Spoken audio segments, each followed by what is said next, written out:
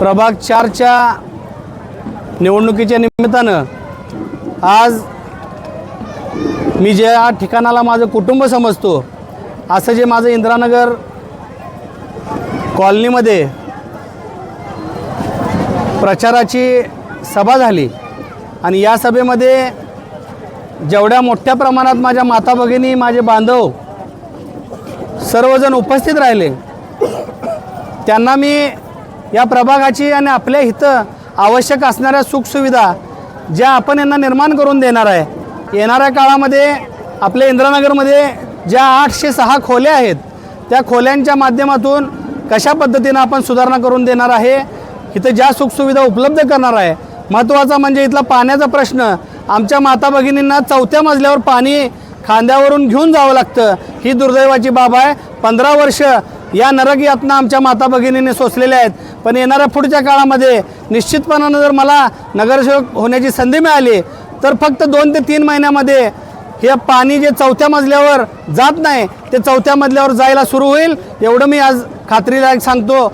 तसेच इथले जे अनेक या प्रभाग 4 मधले विस्तारित भागातले असेल किंवा शहरी भागातील लाईट, पाणी, रस्ता, ड्रेनेज या मूलभूत ज्या गरजा आहेत ते मोठ्या प्रमाणात विकास कामं झालेले नाहीत।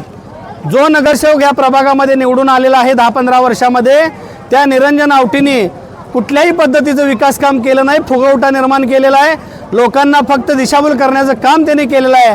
आज इतकी वाईट वेळ त्यांना आलेली आहे की डॉक्टर महेश कुमार कांबळे या प्रभागातून त्यांच्या गटातून प्रभाग ड मधून निवडणूक लढवतोय आणि सर्वसामान्य जनता माझ्या पाठीशी जी खंबीरपणे उभी राहत आहे त्याला घाबरून बाप आणि मुलगा स्वतः घर पिंजून काढायला लागलेत, आमचं चुकलं हातापाया पडत आहेत। हाच माझा विजय आहे की इथल्या सर्वसामान्य मतदार राजाची किंमत आज करायला यांना भाग पाडलेला आहे। आणि येणाऱ्या निश्चित या निवडणुकीमध्ये जी काही दादागिरीची भाषा निरंजन आवटींच्या तोंडातून सुरू झालेली आहे, या प्रभागातील जनता खपवून घेणार नाही। या प्रभागाला विकास पाहिजे, या प्रभागामधल्या अडीअडचणी सोडवणारा माणूस पाहिजे, नागरिकांना आपलं कुटुंब समजून वागवणारा माणूस पाहिजे। फक्त मतासाठी इथल्या प्रभागामध्ये यायचं, दिशाभूल करायची आणि मतं घेऊन झाल्यानंतर इकडे पाठ फिरवायची, अशा पद्धतीचा नगरसेवक या प्रभागातील आमच्या 4च्या जनतेला आता नको आहे। म्हणून माझ्यासारख्या सर्वसामान्य कार्यकर्त्याच्या पाठीशी मोठ्या प्रमाणात जनता उभी राहिलेली आहे, प्रतिसाद देत आहे। निश्चितपणानं 15 तारखेला मोठ्या मताधिक्यानं आपण विजयी होणार आहे। आपल्याला मोठ्या प्रमाणात इथल्या जनतेचा आशीर्वाद मिळणार आहे, जो की गुप्त पद्धतीनं जनतेनं ठरवलेला आहे की बोलून दाखवायचं नाही, पण 15 तारखेच्या मतदानामधनं परिवर्तन घडवून दाखवायचं।